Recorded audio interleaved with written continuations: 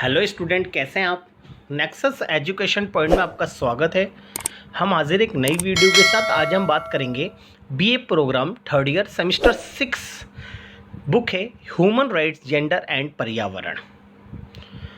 आज हम इस बुक में मोस्ट वेरी इंपॉर्टेंट टॉपिक के ऊपर बात करेंगे, जो कि पर्यावरण के संबंध में संयुक्त राष्ट्र संघ की संस्थाओं की भूमिका बताइए। यानी पर्यावरण के संबंध में संयुक्त राष्ट्र संघ या इनकी संस्थाओं की भूमिका को स्पष्ट कीजिए।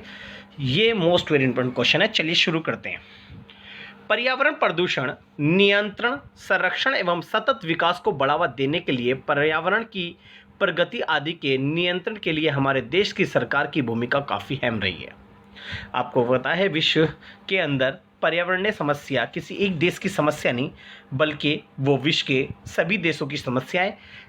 पर्यावरण प्रदूषण को नियंत्रण करना और उनको बचा कर रखना, यानी पर्यावरण को संरक्षण देना और सतत विकास को बढ़ावा देने के लिए पर्यावरण की प्रगति आदि के नियंत्रण के लिए संयुक्त राष्ट्र संघ और इनकी एजेंसियों और विभिन्न देशों की राज्य, क्षेत्रीय और राष्ट्रीय स्तर पर प्रयास किए जा रहे हैं। विभिन्न पर्यावरण मुद्दों पर कार्य करने के लिए संयुक्त राष्ट्र संघ द्वारा राष्ट्रीय तथा अंतर्राष्ट्रीय स्तर पर राष्ट्रीय सरकारों तथा सिविल सोसाइटी द्वारा कई पर्यावरणीय संबंधी संस्थाएं एवं संगठन स्थापित किए गए हैं। तो आज पर्यावरण में जो समस्या है उसको दूर करने के लिए अंतर्राष्ट्रीय स्तर, राष्ट्रीय स्तर, राज्य स्तर, क्षेत्रीय स्तर और सिविल सोसाइटी द्वारा संस्थाओं और संगठन स्थापित किए गए हैं, ताकि ये संस्थाएं और संगठन पर्यावरण प्रदूषण को नियंत्रण करने, सतत विकास को बढ़ावा और पर्यावरणीय जो समस्या है उनको दूर करने में कार्यरत रहें। कोई भी पर्यावरणीय संगठन एक ऐसा संगठन होता है जो पर्यावरण को किसी प्रकार के दुरुपयोग तथा आक्रमण के खिलाफ सुरक्षित करता है।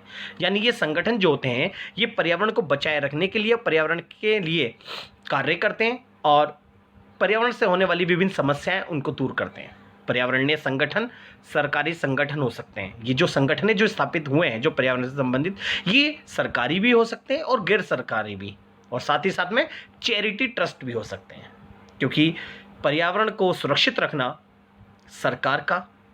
सरकार के अलावा आम जनता के द्वारा बनाई गई संस्थाओं का और बहुत सारे धार्मिक या भाषाई चैरिटी ट्रस्ट होते हैं, उनका दायित्व होता है। ये संगठन सरकारी हो या सरकार के बाहर के, राष्ट्रीय हो या वैश्विक स्तर पर पर्यावरण के संरक्षण तथा विकास के लिए कार्य करते हैं, जैसा कि आपको मैंने बताया। आगे देखते हैं पर्यावरण के संबंध में संयुक्त राष्ट्र संघ की भूमिका क्या है। क्योंकि संयुक्त राष्ट्र संघ जो होता है वो अपने विभिन्न संगठनों के माध्यम से कार्य करता है। यानी संयुक्त राष्ट्र संघ की पहली एजेंसी जो है संयुक्त राष्ट्र पर्यावरण कार्यक्रम यानी UNEP है।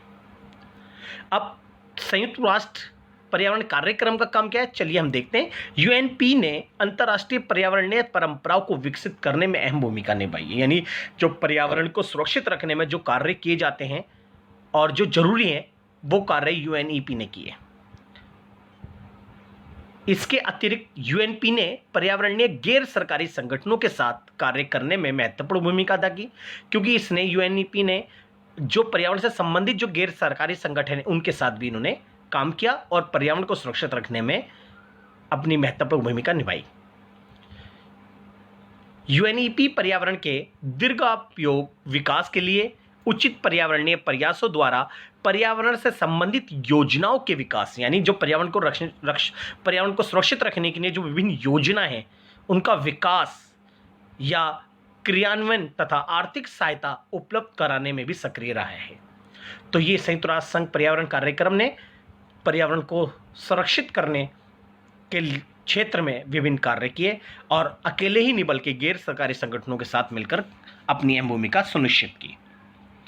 अब नेक्स्ट है विश्व स्वास्थ्य संगठन WHO के संविधान के अनुसार की अगर मैं बात करूं, सभी लोगों को स्वास्थ्य की प्रणाली उच्चतम संभावित स्तर पर उपलब्ध हो, इसका मुख्य कार्य है। यानी WHO वर्ल्ड हेल्थ ऑर्गेनाइजेशन का काम है जो पर्यावरण से संबंधित, जो पर्यावरण ने जो नुकसान हो रहा है पर्यावरण को, उस पर्यावरण की वजह से जो लोगों को विभिन्न रोगों का जन्म हुआ, यानी लोगों के अंदर विभिन्न जो बीमारियां पैदा हुई है उनको, बीमारी को दूर करना, यानी मनुष्य के स्वास्थ्य को सुरक्षित और उनको एकदम सुरक्षित रखना, ये WHO का काम होता है। रोगों से लड़ाई, विशेषकर संक्रामक रोगों से, एवं विश्व के लोगों में सामान्य स्वास्थ्य को बढ़ावा देने में अपनी अहम भूमिका निभाई है। जैसा कि आज वर्तमान समय में कोरोना है, उस कोरोना को दूर करने में WHO ने अपनी अहम भूमिका निभाई। नई नई औषधियों का निर्माण करा। हैजा हो गया, हैजा एक बीमारी थी, उसके लिए जो दवाई औषधि आई वो भी WHO ने उसमें मदद करी। इसके अलावा वर्ल्ड फ्लू, स्वाइन फ्लू जैसी वायरस आए, उसमें भी विश्व स्वास्थ्य संगठन ने अपनी अहम भूमिका निभाई और नई नई औषधियों का निर्माण किया और बहुत सारी बीमारियों से लड़ने के लिए हमें कारगर बनाया। नेक्स्ट है दीर्घोपयोगी विकास आयोग, CSD, यानी दीर्घोपयोगी, जो इस CSD की जो स्थापना थी दिसंबर 1992 में की गई। इसे UN आर्थिक एवं सामाजिक संगठन, यानी जो संयुक्त राष्ट्र संघ का जो सामाजिक आर्थिक परिषद है के कार्यकारी आयोग के रूप में स्थापित किया गया। यानी इस संगठन को इसके अधीन कार्य करने के लिए इसका गठन किया गया। इसने जून 1992 में रियो डी जेनेरिया में हुए पृथ्वी सम्मेलन अथवा पर्यावरण तथा विकास पर UN की कॉन्फ्रेंस में एक ऐतिहासिक वैश्विक समझौता किया। CSD ने जो एजेंडा 21 के चैप्टर 38 में दी एक संस्तुति को क्रियान्वित करता है। तो यहाँ पर पर्यावरण से संबंधित इनने काम किए। अब नेक्स्ट है, चौथा है संयुक्त राष्ट्र संघ खाद्य एवं कृषि संगठन, जिसे FAO नाम से जानते हैं। ये FAO जो है ये संयुक्त राष्ट्र संघ की एक गैर सरकारी संस्था है, यानी ये जो संयुक्त राष्ट्र संघ के अधीन रहकर काम करता है। ये संयुक्त राष्ट्र संघ की एक विशिष्ट एजेंसी है जो भुखमरी को मिटाने के अंतर्राष्ट्रीय प्रयासों की अगुवाई करती है। विकसित व विकासशील देश, दोनों तरह के देशों की सेवा करती है। यानी ये FAO जो है गरीब देश और विकसित देशों के अंदर सेवा, मतलब गरीब देशों को सेवा करती है। यानी जो भुखमरी है, लोग गरीब हैं, उनकी गरीबी और भुखमरी को मिटाने का कार्य करती है।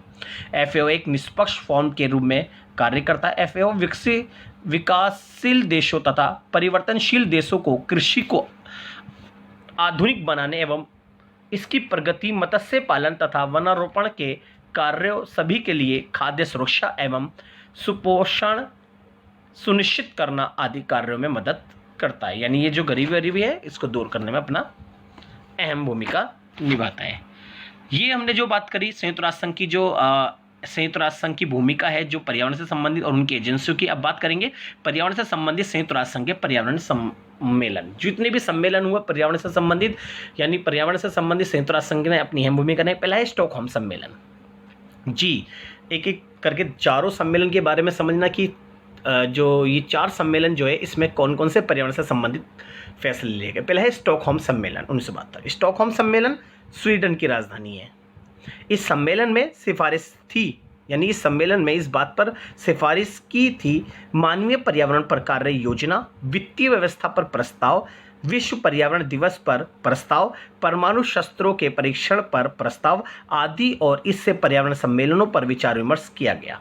यानी जितनी भी बातें थी ना जो मैंने बताई, जैसे वित्तीय व्यवस्था का प्रस्ताव पर विचार विमर्श किया गया, विश्व पर्यावरण दिवस पर इस पर विचार विमर्श किया गया, जो देश, विश्व के सारे देश परमाणु शस्त्रों का उदय कर रहे हैं उस पर विचार विमर्श करना, इस सभी का, क्योंकि ये सारी जो प्रस्ताव थे, ये प्रस्ताव सब पर्यावरण को नुकसान पहुंचाने वाले थे, इन पर गंभीर विचार विमर्श करने के लिए ये सम्मेलन हुआ। अब दूसरा है रियो डी जेनेरिया सम्मेलन 1992।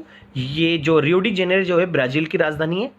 विश्व पर्यावरण सुरक्षा हेतु जागृति उत्पन्न करने, यानी पूरी विश्व के सारे देशों को जो पर्यावरण संरक्षण है उनसे संबंधित लोगों को जागरूक करने से के लिए ये सम्मेलन किया गया था। इस दिशा में प्रयास होने के लिए 1952 में ये शिखर सम्मेलन संपन्न हुआ। तो रियो डी जेनेरिया में पर्यावरण संरक्षण और ओजोन परत से संबंधित लोगों को जागरूक करने के लिए सम्मेलन किया गया था। तीसरा है क्योटो सम्मेलन।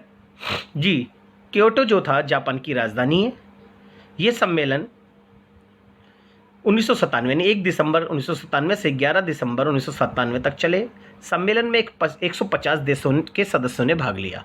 इस सम्मेलन में ग्रीन हाउस गैस कौन सी, मीथेन, कार्बन डाइऑक्साइड, क्लोरोफ्लोरो जो जहरीली गैस है ना, जो ओजोन परत को छिद्र कर रही है, यानी इन ग्रीन हाउस गैसों में कमी लाने के लिए विकसित देश सहमत हो गए। यानी इसके अंदर ग्रीन हाउस गैसों को कम करने के लिए लोगों को जागरूक करना और ओजोन परत यानी ग्लोबल वार्मिंग से संबंधित ये सम्मेलन किया गया था, ताकि ग्रीन हाउस गैसों को कम किया जा सके। तेरह नैरोबी सम्मेलन चौथा है जी, नैरोबी सम्मेलन। इसमें स्टॉकहोम सम्मेलन की जो नियम थे उसको लागू करना था।